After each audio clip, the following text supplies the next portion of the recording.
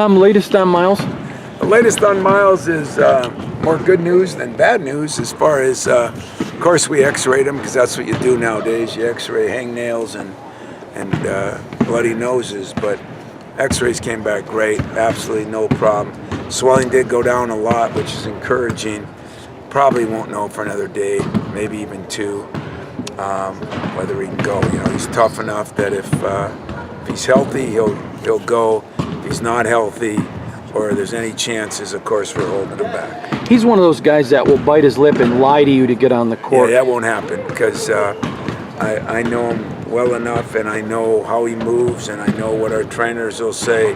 And, you know, as we did last year, you know, we went an extra week with him last year just because it's not because of his future, it's partly, but it's because of our future here. And we don't need to sustain an injury. I mean, it does put us, you know, with Kenny out and with Kyle out, it puts us short on the perimeter, really short, and that's disappointing. But it's funny, isn't it? How we always talk, and we have, you know, we're always worried about how I'm going to play everybody, and Shazam, you know, we got no problems, and now all of a sudden we got some problems. So we're going to have to adjust. Tom, Josh said last night the guys were happy with the victory, but very unsatisfied with a lot of things about their game. So from your perspective, what do you need to see from these games out in Oregon to be satisfied coming out of this weekend?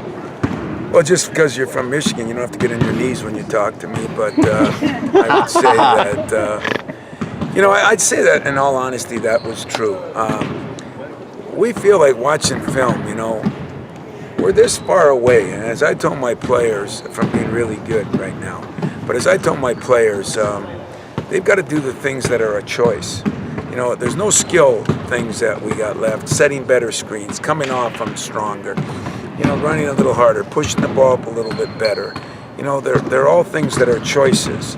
The things of making a shot or this or that, those are skill level things. And right now the skill level isn't a problem. Guarding the 3 has been a problem, but I'll be honest with you, if you watch the games like I have to, we've had 2 teams that have hit some hellacious 3s against us.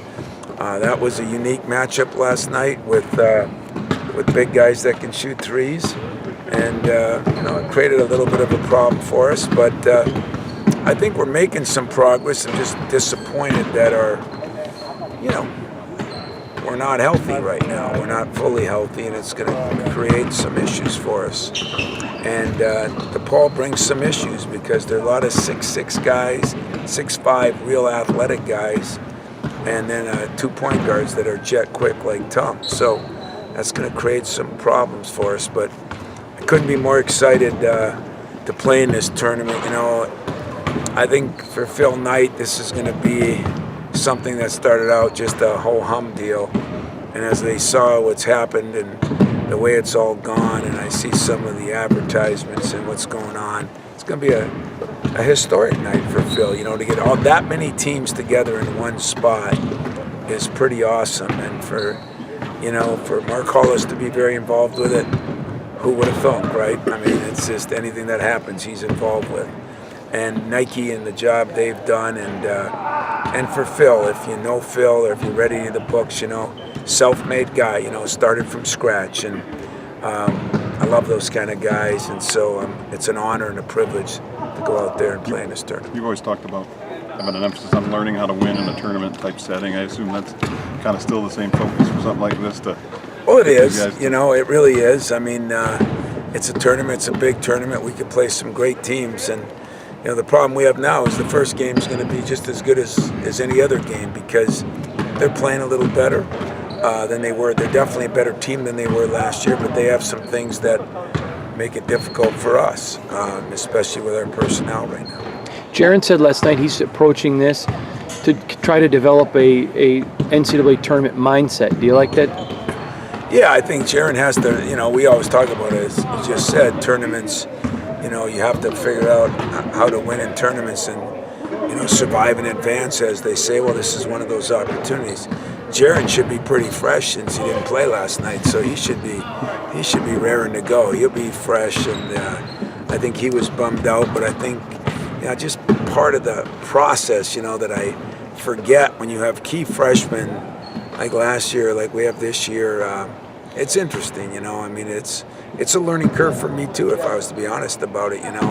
I've had freshmen that have always played, but freshmen that are so key, that hasn't always been the case. And so it was a bad matchup without him in there, you know, because he could guard those more athletic 6'7" guys, and we didn't get a chance to do that. And he really played about 6 minutes. I think it was 13, but you know, when you got foul trouble, you don't play half of them the same way. Tom, if you don't have Miles, would you go Langford McQuaid, or have you figured that out yet? Yeah, you know, you really look at it. No insult intended here, but I don't have a ton of options. You know, you can count the numbers of people that are left out there, and so yeah, we'd probably go with Langford and McQuaid, and there's nothing wrong with that in some ways, but it's the depth now that creates a problem of one guard to rotate in there. Let's say they get into foul trouble, who becomes the third guy? That's probably becomes an issue, right? Either you or me or Connor, one of the three. Tom, ask you this every Thanksgiving. A little bit. Go ahead. What? Thanksgiving. What are you thankful for this year? Thankful for having a kid like Miles, if I was to be honest with you, just because I think he's helped teach me a lot of things about life in general. You know, he's not the greatest kid in the world. He makes mistakes. He's not perfect. He's all those things. But, you know, you ask a guy to make sure when you come back you don't change. He didn't change his work ethic. He hasn't changed his attitude. So I'm thankful for him. I'm thankful, you know, still for all the people that take care of us the way the world's getting crazier. I'm thankful for all those people, and maybe most important, I guess, I'm thankful for my family. You know, it's a blessing to have a 91-year-old mother left and to have my family intact, healthy and happy. I guess I should be thankful for that. And probably last would be to realize what Tom says every day. You know, we should be thankful for every day. And we're not. We don't live that way. None of us do. Until you have something happen, then we all do. So thankful for that. And I'd be real thankful for a football team win another game so they're 9-3, going from 3-9.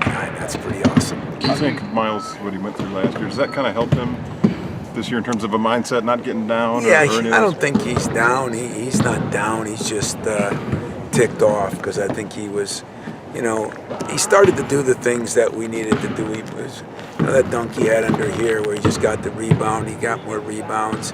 I think we still come to a conclusion between him and I on some of those threes. I think he's shooting ones that are step backs and they shouldn't be. And, you know, so we'll get a little more straightened out, the inside out ones. But the rest of his game defensively, he actually did a very good job last night until he got hurt. So he just wants to, you know, keep it going, and yet, you know, he might as well learn how to deal with it, because I'm sure he'll have to deal with it a lot more later on whenever he's playing.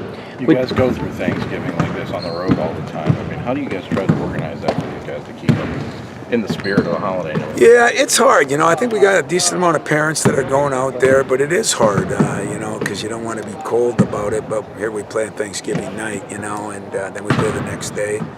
Can't do any shopping on Black Friday. You know, that kind of disappoints me, excites my wife, I guess. So that's good news. But I think in general, you know, we'll be thankful for what we have. We'll make sure that we speak about and appreciate the moment. But we also got a job to do, and that's the beauty of sports. What do you think of Jaron's attitude and the way he kind of handled his first super tough game in college, really? Well, I thought he handled it good, and it was hard to get mad because he was out of there so quick he couldn't even get going, you know. But I think he learned a lot. And, you know, one thing about Jaron Jackson, he's a very, very, very, very intelligent kid. And I doubt whether you'll see some of those same mistakes, like especially even at the end when we told him to give up a layup before. Well, he's probably never heard that in his life. You know, we were in a situation, Miles was out then, and we just didn't want to take any chances. And sure enough, he followed the guy. You know, that's what I call a rookie mistake. And hopefully it'll get better. The Ward-Tillman duo, I don't think we'd seen that before yesterday. Does that have potential, you think? I hadn't seen it before yesterday either. So what I was very impressed with was Tillman. You know, I was very impressed with Tillman. He was El Anaganye, as they call him, to the T. You know, he's just solid, did what he had to do.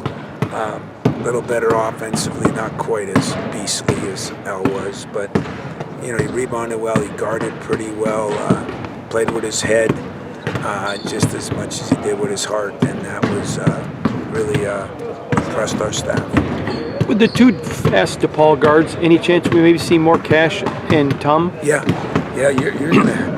If Miles doesn't play, you're gonna see him all the time. Because, before guys rotate, that's 30 minutes each if you have 4 of them. So that's a concern.